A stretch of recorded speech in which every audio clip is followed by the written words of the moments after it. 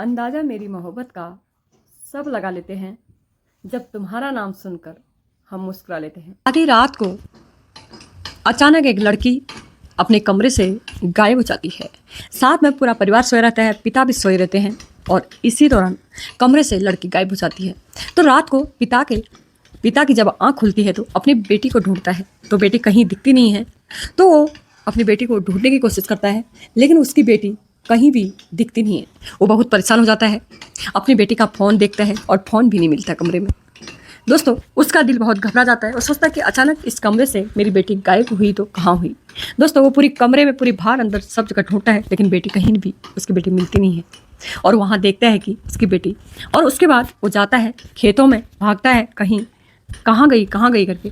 लेकिन जब वहाँ खेतों में अपने पहुँचता है तो उसकी बेटी गांव के ही एक लड़के के साथ आपत्तिजनक हालत में संबंध बना रही थी खेत में। और फिर वहाँ पर ऐसा तांडव होता है कि सुबह उसकी लड़की के 17 से 18 टुकड़े मिलते हैं। पुलिस जो उस बेटी का प्रेमी था उसको गिरफ्तार करती है, पिता को गिरफ्तार करती है। जब आखिर आधी रात को पिता की आंख कैसे खुली, प्रेम की कहानी चल रही थी, तो प्रेमी को गिरफ्तार किया गया या नहीं, पूरी कहानी जब आप सुनोगे तो आप भी हैरत अंगेज में पड़ जाओगे। दोस्तों, आपके पैरों तले जमीन खिसक जाएगी। 21 अगस्त की सुबह होती है। वहाँ पर रहने वाला जो लड़की के पिताजी हैं, वह चारों तरफ अपनी बेटी को ढूंढता फिरता था। बिल्कुल सुबह सुबह के टाइम गांव वाले उससे पूछते हैं और पूछता है, मेरी बेटी को देखा?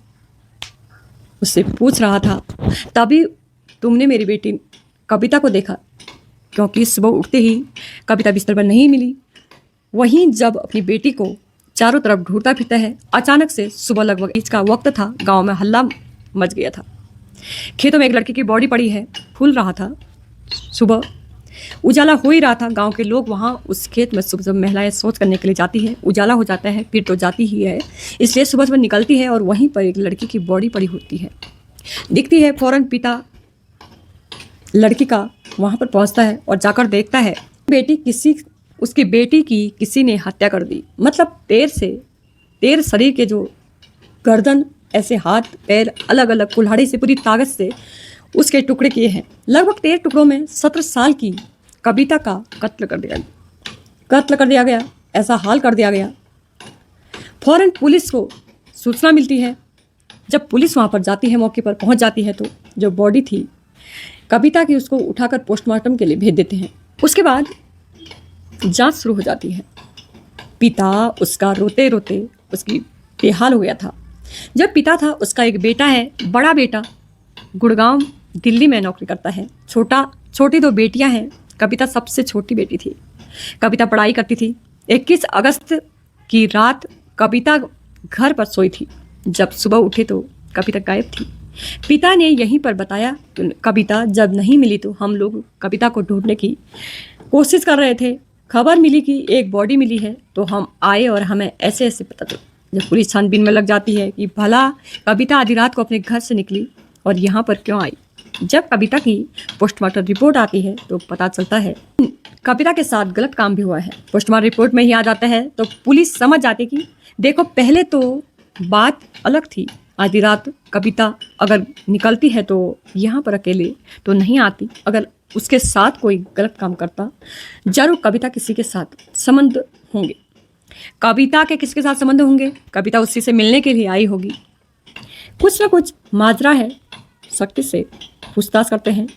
यहाँ पर आई होगी। पहले कविता ने संबंध बनाए, क्योंकि उसके शरीर पर ना ही नाखूनों के निशान थे और ना ही जबरदस्ती करने का कोई मतलब था, क्योंकि कहीं से भी कोई निशान नहीं थे। संबंध बनाए थे वो राजी खुशी से बनाए होंगे और उसके बाद कविता के टुकड़े किए होंगे। पुलिस सबसे पहले ये पता करती है कि आखिर कविता का प्रेमी कौन है। कविता को खेत में रात में किसने बुलाया, वो पूरी जानकारी जुटाते हैं।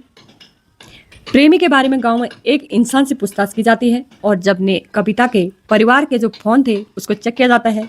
भाई जो प्रेमी होगा उसको 21 अगस्त की रात जरूर कविता ने कॉल की होगी। वहीं जब पुलिस ये पता करती है तो उसमें ये पता चलता है कि फ़ोन कॉल आया है उसी नंबर से रात के लगभग 1:30 बजे से 2 बजे के बीच एक नंबर पर कॉल किया था और वो नंबर था गांव के ही एक अभिषेक का। अभिषेक तक पुलिस पहुंच जाती है दोस्तों। अभिषेक को गिरफ्तार कर लिया जाता है और जब अभिषेक को गिरफ्तार किया जाता है उससे पूछताछ की जाती है। अभिषेक से पूछताछ की जाती है, तुमने पहले संबंध बनाई फिर हत्या क्यों कर दी, क्या वजह थी? तो अभिषेक बहुत ज़्यादा घबराया हुआ था। अभिषेक बताता है कि साहब मैंने कुछ नहीं किया, बस कविता ने मुझे रात को मिलने के लिए बुलाया। मुझे बस हम प्यार करते थे और रात को मुझसे मिलने के लिए आई थी। बस मुझे रात को मिलने आई। जब हम मिल रहे थे, एक दूसरे के साथ संबंध बना रहे थे, तो उसी बीच और उसके बाद उसके पिताजी कुल्हाड़ी लेके आ गए। कुल्हाड़ी देखकर मैं वहाँ से भाग गया। उसके बाद उन्होंने जो कुछ किया है कविता के साथ उन्होंने ही किया, मुझे नहीं पता। अब पुलिस उसके पिताजी को गिरफ्तार कर लेते हैं। पूरी कहानी का खुलासा होता है और जब पूरी कहानी का खुलासा होता है तो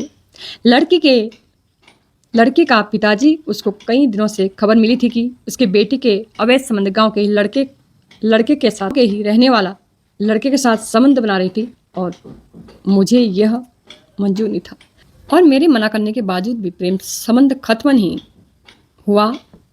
लेकिन मेरी बेटी मानने को तैयार नहीं थी क्योंकि मैंने बहुत ज़्यादा मना करने के बावजूद भी मेरी बेटी ने उससे मिलना जुलना बात करना बंद नहीं कर रहा। वहीं जो मेरी बेटी कविता, यह पड़ोस का गांव का युवक था और वो यहाँ पर फेरी वगैरह लगने के लिए आया था और आया भी करता था और उसी बीच इन लोगों के बीच में संबंध हो गए थे और जो कविता थी उसका नंबर लेकर अपने के फ़ोन से बातचीत करती थी। प्रेम संबंध लगभग 1 साल से चल रहे थे और अक्सर ये लोग रात को मिला करते थे। 21 अगस्त की मतलब रात को मिलते हैं। प्लानिंग करती है कविता, प्लानिंग करती कि बाबू आज मिलेंगे, लेकिन जब ये 21 अगस्त को अपने घर से निकल रही होती है, यह अपने पिता का फ़ोन साथ में लेकर निकल जाती है।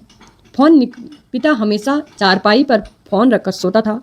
अब रात के टाइम जब पिता की आँख खुलती है तो पिता को लगता है कि भाई कहीं फ़ोन मेरे नीचे तो नहीं गिर गया, दब गया, कहीं डिस्प्ले तो नहीं चली गई। उसकी तो पिता फ़ोन ढूंढता है, इसलिए फ़ोन जब पिता ढूंढता है तो पिता को मिलता नहीं है। वहाँ फ़ोन जब नहीं मिलता है तो सोचता है कि फ़ोन किसके पास है, कहीं मेरी बेटी कविता के पास तो नहीं है। तो उठता है, कविता को देखता है, घर पर कविता नहीं मिलती है। वो समझ आता है कि फ़ोन गायब है, लड़की भी गायब है मेरी, ज़रूर लड़की प्रेमी से मिलने के लिए गई होगी। और वह कुल्हाड़ी लेकर निकल गया घर से और चारों तरफ ढूंढता है और ढूंढते ढूंढते खेतों की तरफ पहुंचता है तो वहां देखता है कि लड़की और लड़का आपत्तिजनक स्थिति में मिलते हैं। संबंध बनाते हुए देखता है, प्रेमी के साथ उसका खून खोल जाता है। प्रेमी तो वहां से भाग जाता है, लेकिन जो है लड़की कविता वहां से भाग नहीं पाती है। भागती कि फौरन पिता कुल्हाड़ी से ताड़-तोड़ हमला कर देता है और कई टुकड़े कर देता है। पूरी रात से वो करता रहा है, उसके कम से कम 13 से 14 टुकड़े कर देता है। और उसी बीच कविता वो जहाँ पर कुल्हाड़ी पड़ती पूरी ताकत से वो टुकड़ा वार करता है और उसी बीच कविता का जहाँ पर भी कुल्हाड़ी पड़ी है कविता का टुकड़ा अलग अलग हो जाता है और फिर हत्या करके वापस अपने घर आ जाता है। और सुबह लड़की को ढूंढने का ड्रामा करता है। पुलिस के पापा को, लड़के के पिताजी को